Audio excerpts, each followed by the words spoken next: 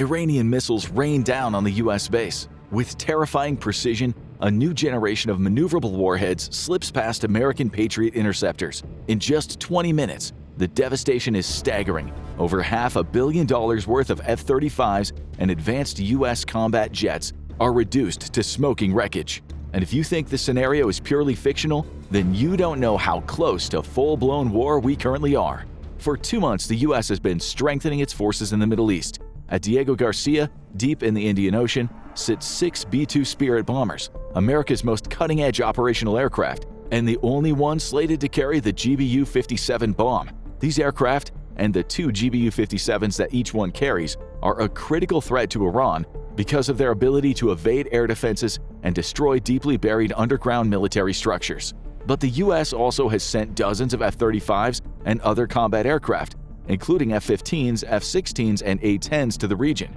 This is not a part of our fictional scenario. This is currently underway and preparing the way for a major strike against Iran. But Iran won't take it sitting down, and as advanced as America's air power is, it's completely helpless on the ground. Setting the stage to the conflict is simmering tensions between Iran and the United States. One of the first acts of the new American administration was to put maximum pressure on Iran. The president is seeking a new deal with Iran to ensure that it doesn't become a nuclear power. The only problem is, Iran refuses to negotiate with the White House, and from their point of view, why should they? America has proven that its word is worthless. It previously signed a deal with Iran to loosen sanctions in exchange for giving up its nuclear ambitions. Then, a few years later, despite being in full compliance, the deal was torn up. In the following years, new deals were proposed, and with the new administration in the White House, progress has stalled completely. America's subsequent attacks on allies and threats to invade their territory has only made the United States an increasingly unreliable negotiator. So, Iran has demanded third-party talks over its nuclear program. The reason for this is that if it can get a third party, like Qatar or the UAE, to mediate talks, well then they'll become politically invested.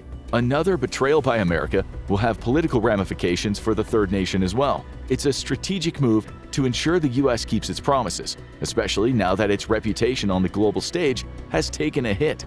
For Washington, though, this seems like an insult, and so talks are currently being refused. Instead, the US president has ordered a massive military buildup in anticipation of military action against Iran. In response, all of America's Middle Eastern allies and partners, save for Israel, have shut down their airspace to US combat aircraft, limiting the routes by which US warplanes could approach Iran.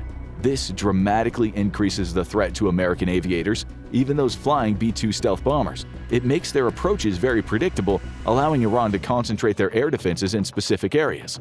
So, how would any potential conflict play out? Internal politics within Tehran are at a boiling point. The regime is increasingly unpopular and slowly losing grip on the population. The people of Iran are starting to embrace increasingly liberal values over the strict conservative religious order imposed on them. Headscarf mandates are being challenged by both men and women, and clashes with the secret morality police are frequent occurrences on social media, inflaming tensions. The American military buildup comes hot on the heels of Iran's embarrassing failure to strike at Israel in one of the largest missile attacks in history. The October 2024 attack saw over 200 missiles launched at Israel in 2 waves, but the only direct casualty was a Palestinian civilian who was crushed by the debris from an Iranian missile. The attack wasn't just a major success for Israel and its allies, but a massive embarrassment for Iran. This was after a previous failure in April 2024, when it launched the world's largest drone attack and achieved similar results. The Israeli dismantling of Hezbollah and the near-total annihilation of Hamas has sent shockwaves across the region. And with Iranian proxy forces being pushed out of Syria as well, the cumulative effect has been humiliating for Iran's hardline leadership. Now the American military buildup, meant to intimidate Iran, is seen as the last straw. Pressure mounts from senior figures within the Tehran regime to act or face a political crisis. The supreme leader reluctantly gives his approval for a surprise attack on US forces. This is meant to bloody America's nose and hopefully deter them from seeking further escalation. 2:45 a.m., May 12, 2025. The scheduled attack order is broadcast to mobile launchers in the Fars province, along with above-ground and underground missile bases in Khuzestan. Heavy GPS spoofing acts as an electromagnetic shield around the bases, just in case the US had caught wind of the attack and was launching a preemptive attack. But no such American attack is incoming. The attack order has remained secret, and Iran's missile forces have been on the highest alert already for months. The target is Al Udeid Air Base in Qatar, America's largest Middle Eastern facility. It is the key hub for U.S. Central Command, whose area of operations extends across all of Iran. The goal is to destroy the base's runways and adjoining runway infrastructure directly supporting air operations. The base's hardened aircraft shelters currently housing F-22 Raptors, B-1 Lancers, and F-35s are a secondary target. The air traffic control tower is also slated for destruction, but the high-priority target is the U.S. CENTCOM command post, buried deep under the base. The strike package consists of 20 Zulfikar ballistic missiles, 20 Desfo ballistic missiles, 10 Sajil ballistic missiles, 15 Fateh Mobin missiles, and 20 Shahed 136 loitering munitions. Defending Al Udeid is a THAAD battery and 3 Patriot batteries, augmented recently with reinforcements from the continental United States. The base also sports several CRAM systems for last-ditch defense around key installations. Out at sea, 2 American Aegis-equipped ships patrol the waters. Mobile launchers in the Fars province are the first to fire, quickly followed by launches from 2 of Iran's underground missile bases in Khuzestan. The missiles are prepped and fired completely from underground, with personnel loading new missiles into the firing silos without ever exposing themselves or their missiles to open sky. The fiery plumes of the missile's rocket engines are immediately spotted by loitering American infrared satellites. Dozens of signatures are registered in the first 20 seconds. An alert is immediately sent to the U.S. National Military Command Center in Washington, and from there to U.S. CENTCOM headquarters in Tampa, Florida. The alert is then forwarded to Al Udeid and all regional American military bases, even as far south as Diego Garcia. Within seconds of the first wave of missiles firing, 3 small civilian ships just off the shore of Qatar began firing missiles of their own. These are Iran's Fateh Mobin, 29.5 feet long infrared homing missiles that can be used to attack land targets or in the anti-ship role. They're also small enough to be loaded into cargo containers and disguised as regular cargo, giving them a huge element of surprise. The Fateh Mobin are targeting the American air defense radars and satellite dishes, hoping to blind the U.S. defense against the rest of the incoming missiles. Also lifting off from civilian ships just off the coast is a swarm of drones. Some of these are small drones that'll be used to monitor the attack and feed back intelligence to Iranian military commanders. But from containers right on the ship's decks, a swarm of 20 Shahed 136 drones are unleashed. Each container holds 5 of the drones. They're launched using compact rocket boosters, one after the other, before switching to their rear propellers and diving into formation. The drones accelerate to 115 miles per hour, well behind the subsonic Fateh Mobin missiles. Both, however, take the same approach to their targets. After an initial arc up into the air, they dive for the wave tops and then ride right along the sea, staying under American radar.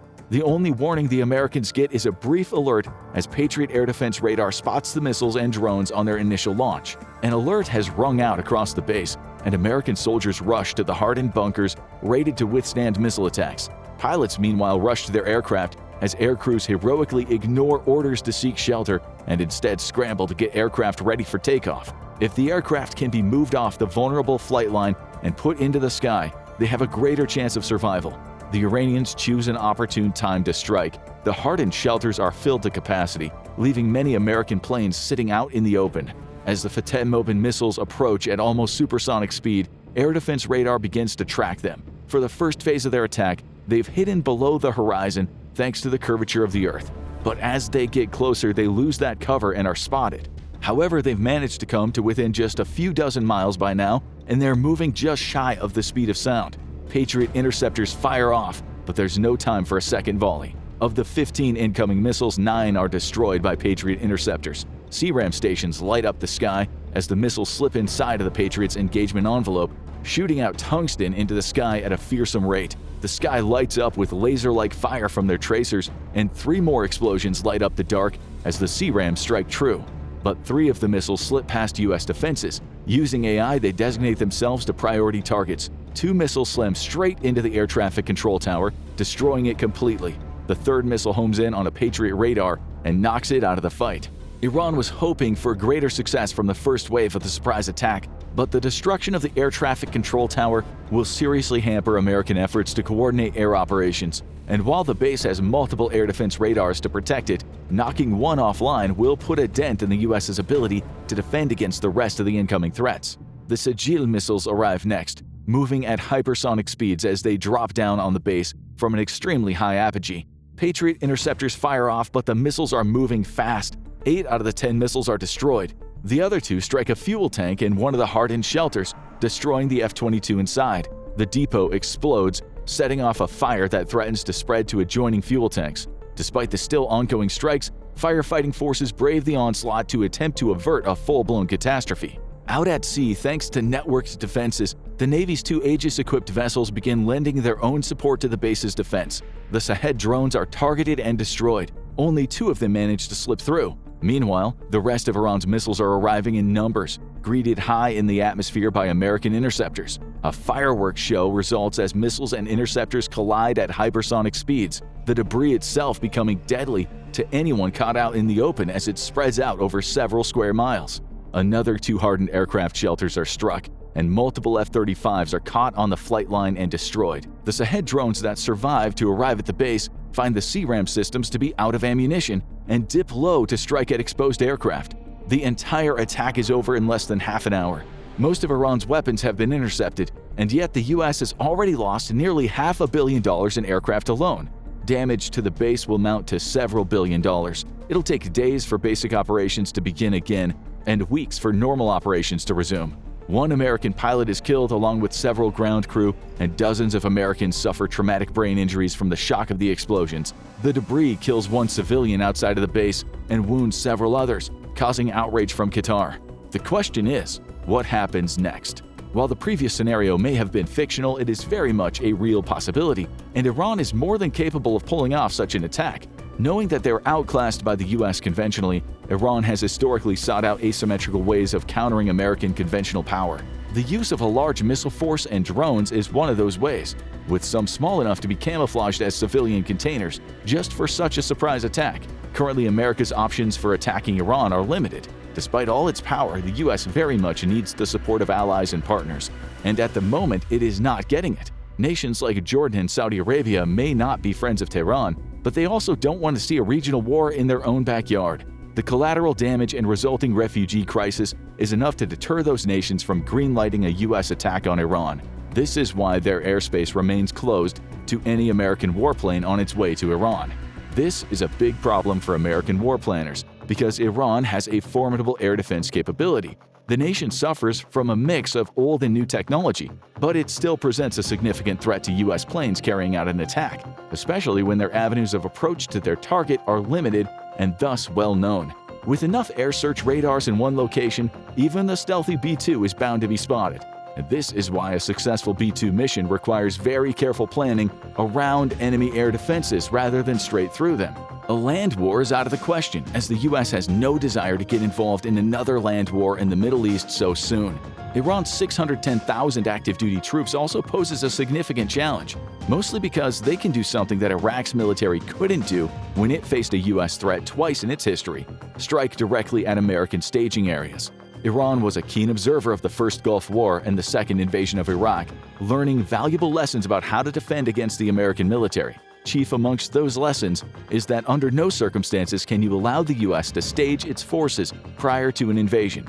Once the US troops arrive in theater in large numbers, it's impossible to remove them. Thus, Iran invested heavily into its massive missile programs, giving it the ability to strike at all possible staging areas that the US could use in an invasion of Iran. It doesn't matter how much stronger the US military is, superiority means nothing if you can't even get your troops into the fight.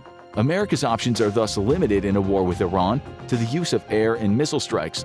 These are unlikely to achieve the US's goal of either a regime change or a course correction on both nuclear and missile programs. Yet the Iranian regime faces one key weakness it didn't before. The Iranian people are growing increasingly tired of the regime, and they could become susceptible to US psychological warfare and influence operations. America's strategy to defeat Iran would thus likely revolve around the destruction of military targets and power plants in the country, neutralizing military power, but also destroying the means to produce electricity. An increasingly angry citizenry would then likely rise up and demand a change of regime. Iran is already facing electricity shortages that are deeply unpopular with the population. It's not just electricity, it's also natural gas for heating and cooking, along with a shortage of gasoline. On average, Iran has a 20% deficit of electricity, a 25% natural gas deficit, and gasoline availability can be spotty at best. The energy crisis the nation finds itself in is one of its own making, along with the cost of financial sanctions by the international community. In order to avoid a full-blown public rebellion, Iran invests as much as 25% of its GDP each year on subsidies for energy, making it dirt cheap for the public.